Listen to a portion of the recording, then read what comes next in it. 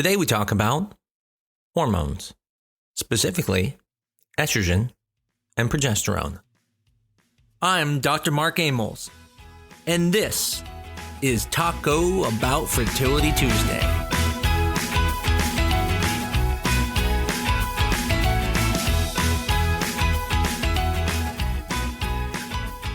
I get a lot of questions about hormones.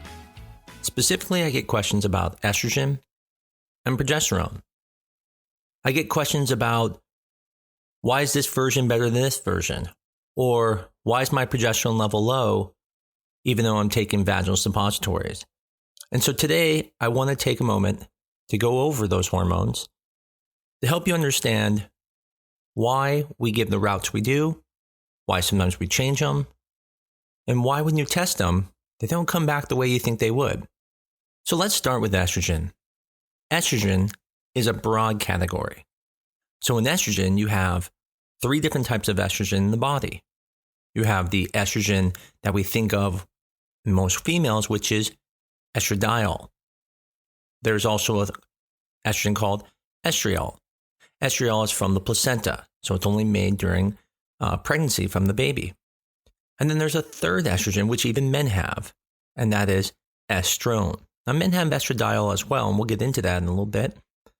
But estrone is the estrogen that's made from aromatization of testosterone in the fat tissue. So let's start first with estradiol, since that's the most common form of estrogen. Estrogen is the byproduct of testosterone. Testosterone is made through metabolism of progesterone, and then that testosterone is aromatized to be made into estrogen. Now, depending on which precursor you start with, depends on which estrogen you get. Now, estradiol is the hormone that we use in fertility. And that's because it's the natural hormone that's in your body that makes the lining of the uterus build up. It's the natural hormone in your body that fluctuates every month. And so that's why we use it. Now, there are different types of estrogen. You can use what are called bioidentical estrogens, and then you can use estrogens that are not bioidentical. Bioidentical means they're exactly the same as the real hormone in your body, but they maybe have been chemically made, but they're still the exact same hormone. Whereas a hormone like Premarin is a hormone made from conjugated estrogen. So it's a whole bunch of estrogens that does have estradiol in it, and they call that estrogen. So in most fertility centers, we use what's called estrase. Estrase is a bioidentical estrogen. And the nice thing about it is you can take it orally, and that can build up your estrogen. So when we're doing what we call frozen embryo transfers, or if you're doing an artificial insemination, your lining's not getting thick, you can add estrogen, and estrogen will then build up the lining. So that way, your lining will be ready for a transfer. And the same thing if you're doing an IUI, if you give estrogen, you can build up your lining if it's not thick enough. Now, so far, this seems pretty simple. When the lining's thin, you just give estrogen. And in a frozen embryo transfer, that is true. You can just give estrogen and it makes the lining go up. But in an artificial insemination cycle, it's a little bit different. Because in that cycle, you're also trying to make eggs grow. And you're using medications that react to estrogen. So for example, let's say you're taking a med like Clomid or a med like Femara. Both of those medications purposely lower the estrogen level that then causes your brain to make more hormones, such as FSH. So if you take estrogen too soon in the cycle for artificial insemination, you'll actually make the Clomid and the Femara not work. So as you can see, estrogen is good sometimes, but sometimes it can actually be bad. It can actually stop the body's response to making follicles. Now, if any of you have ever gone through a frozen embryo transfer, you probably know that some people will take oral estrogen, some people will take patches, and other people will actually take injectable estrogen. Now, the question is why? If estrogen is able to be absorbed orally, why would you need to take it through an injection? And the reason is because everybody's absorption is a little bit different. There are some people who go and take oral estrogen, and their estrogen levels get high enough that it causes the lining of the uterus to build up. There are other people who it doesn't work for. So we have to use patches, and the patches transdermally go through the skin, and the estrogen levels can go up high enough to build the lining. And then there's injectables. Injectables are taking the estrogen, putting them in the muscle to allowing better absorption, because through the skin you lose some because not all of it makes it through. Even orally, you don't get all of it. So each one has different absorptions. Some people even use estrogen vaginally. And again, that allows a local effect of the estrogen. So next, let's talk about birth control pills, because birth control pills have an estrogen in them. And that estrogen is called ethinyl estradiol. It's not exactly estradiol. It's not a bioidentical estrogen. It's actually stronger. When it binds to the receptors, it doesn't let go as well. And so it's able to have a large effect. Now, why this is important is because we were talking earlier about estrogen is bioidentical, but ethinyl estradiol is not. So I've had many patients ask me, I was on birth control, and when the doctor checked my estrogen, it was pretty much 0. Why is that? Well, that's because the blood they're looking for is estradiol, not ethinyl estradiol. So the lab is going to come back showing your estrogen is low because it is. The estrogen you are taking is a chemical estrogen. So when the lab is looking at estradiol, it's not going to pick it up. And that chemical estrogen is shutting down the rest of your body because it's not going to make hormones if it thinks the estrogen is already strong.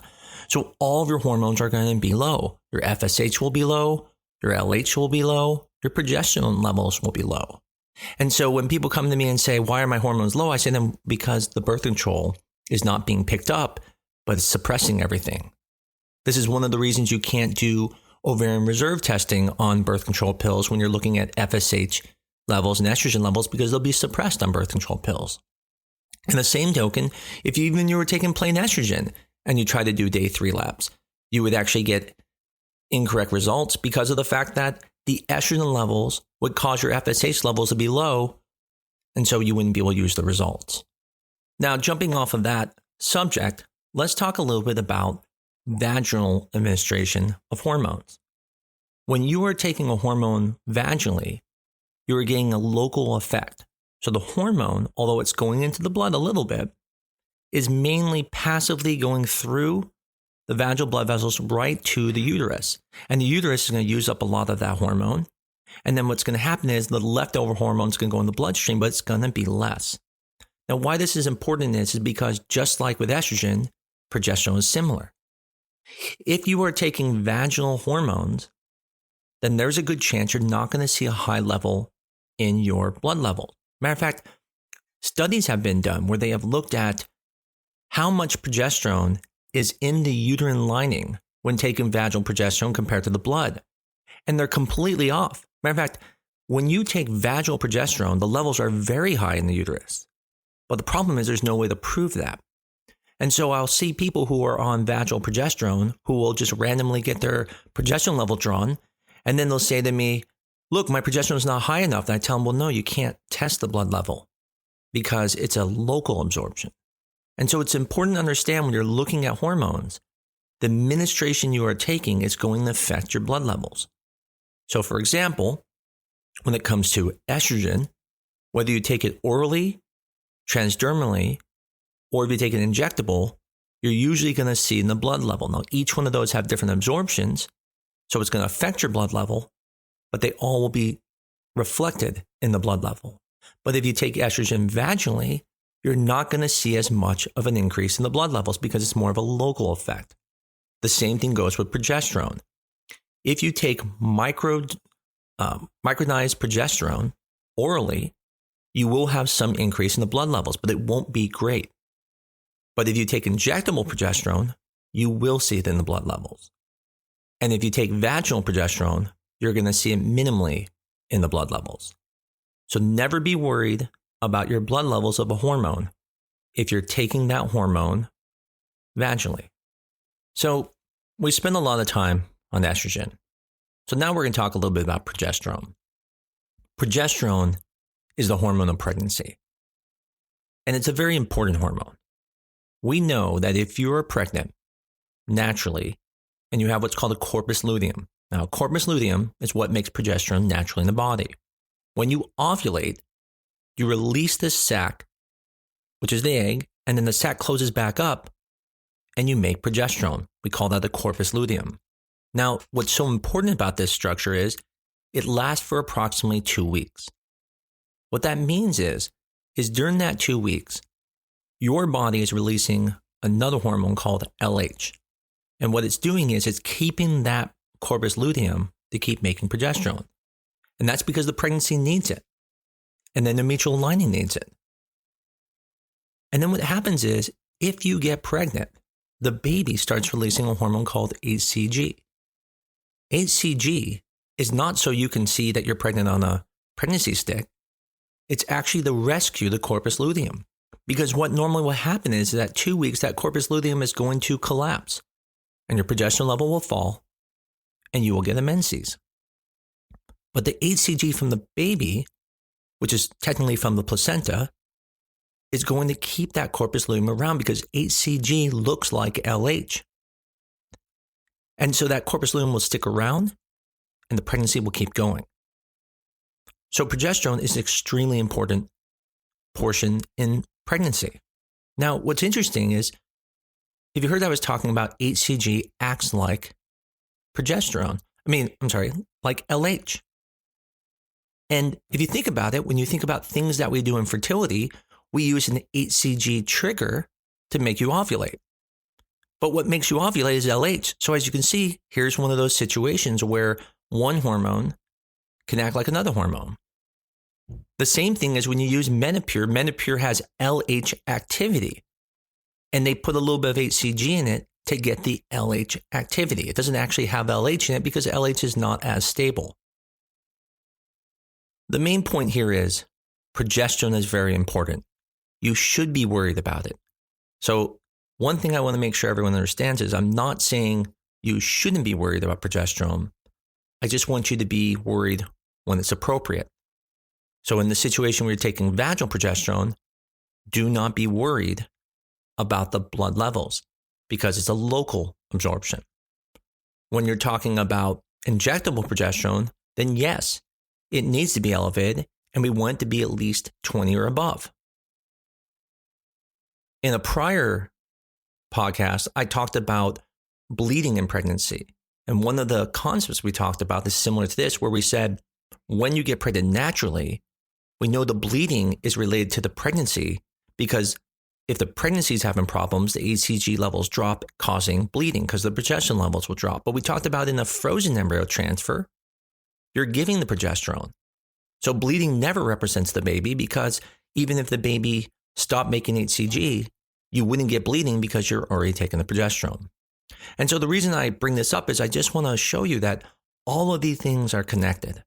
And so as we keep going through these podcasts, you're going to have a greater and greater understanding of everything. So one of the last things I want to talk about is random levels of hormones. I see people all the time coming to me with labs from their doctors, and they draw random levels of hormones, and then they get worried about them. And so we talked about this a little bit in the beginning. So let's talk about this with respects to each one. So first, let's talk about drawing your hormones to look for ovarian reserve. It is very important that you draw the hormones in the first 2 to 3 days cycle when you're looking at FSH, follicle stimulating hormone. And the reason why is because in the middle of the cycle, the estrogen levels are going to be high. And if they're high, they're going to falsely lower your FSH levels, which is then going to make it look better than it really is. So random blood draws are good if you assume someone's in menopause because they're going to be elevated. But for everybody else, it doesn't matter what your FSH level is if your estrogen level is above 50. And so if your doctor is just drawing an FSH level but not drawing an estrogen level, it doesn't tell us anything about it. So don't worry about an estrogen level being elevated in the middle of the cycle because that's normal. But also remember that the FSH level is not going to be accurate. The other common situation I come across is progesterone levels. Matter of fact, I see lots of naturopathic doctors who will draw progesterone levels in the beginning of the cycle. Now, the funny thing is, progesterone only goes up after ovulation. We talked about that. It sticks around for 2 weeks after the corpus luteum is created. So if I drop progesterone level in the first 12 days, of course it's going to be low. Yet I have patients come into me and go, look, my progesterone levels are really low. It's less than 1. And I say, well, yeah, it's supposed to be. That shouldn't be worrisome. They're like, no, I was told that it should be higher than this. And the answer is, no, it's not supposed to be. In the beginning of the cycle, your progesterone levels should be actually very low. But at the second half of the cycle, the estrogen levels would go up. But one of the biggest issues I see is people try to use data from another study when looking at progesterone levels naturally. Now, what I mean by that is there was a time when they found out if you were pregnant and had bleeding, if you drew a progesterone level, you would find that progesterone level should be above 20. Specifically, in this study, should be above 10. If it was less than 10, they found that there was a high chance that you were going to have a miscarriage. Now, if you think about that, that kind of makes sense. If a normal pregnancy is going to be around 20 and your number's under 10, then something's probably wrong, and that might lead to a miscarriage. But what happened is that OBGYNs are not fertility doctors, and I understand that, but they misunderstood it. So they draw what's called a day 21 progesterone level, which is when we draw the progesterone to find out if you're ovulating. Now, if you're ovulating, we use the number 4. If you're above 4, you have to ovulate. There is no other way that your body can have more progesterone than 4 unless someone's injecting you with progesterone at night. So the point is, that's the number used for ovulation, but people will look at that number and say, oh, look, your number's under 10, it's 8. That shows you have a luteal phase defect, that your progesterone's not good enough. But that's wrong. You're not pregnant. You would need to draw the progesterone, for multiple times in a day and then average it to find out what the progesterone level is. It probably is above 10. But the point is they took a study and tried to adapt it to everyday life. And that's wrong. And that's why it's incorrect. And so the point for that is, don't look at progesterone on a day 21 as whether your pregnancy is going well, because that doesn't reflect a pregnancy. That reflects whether you ovulate or not.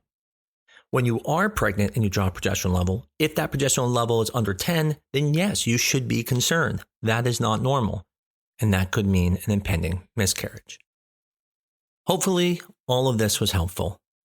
The goal here was to make sure you understand how estrogen and progesterone work, understand why we sometimes give it vaginal versus oral, and even more important, to be able to understand the numbers. I think if there's anything people get more nervous about is when they start going on Google and they start putting in numbers and they start worrying. And so for this very last part, I want to talk about estrogen levels when you're doing IVF. And the reason why is because so many times I have people get nervous that their estrogen level is low. And it's important to not compare yourself to someone else. I have people all the time who come to me and say, well, I'm day 8 and she's day 8. Her estrogen level is 2,000, mine's only 1,000. And that's true. And there's nothing wrong with that. Estrogen levels in IVF is only being used to see the progress. We're not actually looking at the number and caring so much about the number. We're looking at what the number represents. So if I draw an estrogen level in the beginning of the cycle and I haven't done an ultrasound and I see that number high, I know it means one of two things. It means either there's a lot of follicles growing or there's one follicle that's much bigger than the rest and causing the estrogen level to go up higher. On the same token, at the very end of the cycle, we are looking at the number of estrogen because now we're looking at the time of trigger, does the estrogen compare to the number of eggs you have? So if someone has 10 follicles, I expect an estrogen level that's compatible with 10 follicles. And so recently, I even had a situation where a patient had a very high estrogen level, but she didn't have a lot of eggs. And I kept saying to her, this is strange. I don't understand why your estrogen is so low. And we looked and looked for this ovary, and we could not find her ovary on the right side. And she swore she had it, and I believed her. I just couldn't find it. And so interesting, when we got to the retrieval, as I promised her, I said, listen, I will do everything I can to look for it if it really is there. I thought we already found it, and it looked like there was no eggs on it, but we'll try. And when we looked, we found it. So estrogen levels usually do make sense, but you can't look at them in the middle. You got to look at them at the end. So when you're comparing yourself to someone, compare yourself to the estrogen trigger, and then you need to know how many follicles they have. Now, if you're in the middle of the cycle and you only have 2 follicles growing, your estrogen level is going to be lower. If you have lots of follicles growing, your estrogen level is going to be higher. So when people ask me, aren't you concerned about the estrogen level? I say, well, you only have 2 eggs. I don't expect the estrogen level to be that high. And then on the same token, if you have lots of follicles and they go, well, I'm worried about the high number, I go, well, you have lots of eggs. I expect the number to be high. So the point is, I find most stress from people comes from the situation where they're comparing themselves to others. And the thing is, there's nothing wrong comparing yourself. But if you're going to compare yourself, compare apples to apples. Find out the day they're on, find out how many follicles they have, find out the doses they're on, find out they're even on estrogen. Some people are actually on estrogen while going through a stimulation cycle. They could be on Femara, and that could be lowering their estrogen level. All those things are important when comparing each other. But most of all, what I'd say is, just ask your doctor. Because you will drive yourself nuts trying to compare yourself, thinking things are going wrong. And I've had people have amazing cycles who are freaking out the whole time, and I don't understand. I'm like, it's amazing what's going on, but they're scared because they read something online. The point is, you have to compare apples to apples. Well, before I end, I just want to say one thing. Today's the anniversary of my wife and I. It's been 19 years we've been together, married, 29 years together in person. I met her when I was 15 years old. I still remember the day she walked into that science class. I'm so thankful for my wife because not only has she been my partner through all these years, but she is the reason I'm able to do these things. She is the one who keeps my kids quiet in the other room when I try to do a podcast. She's the one who supports me when doing these things instead of spending that extra 30 minutes with her. And so I just want to thank her for all these years, and I look forward to all the years in the future with her. It's always a pleasure doing these podcasts. I hope everyone learned something. I look forward to talking to you guys again next week on Taco Bout Fertility Tuesday.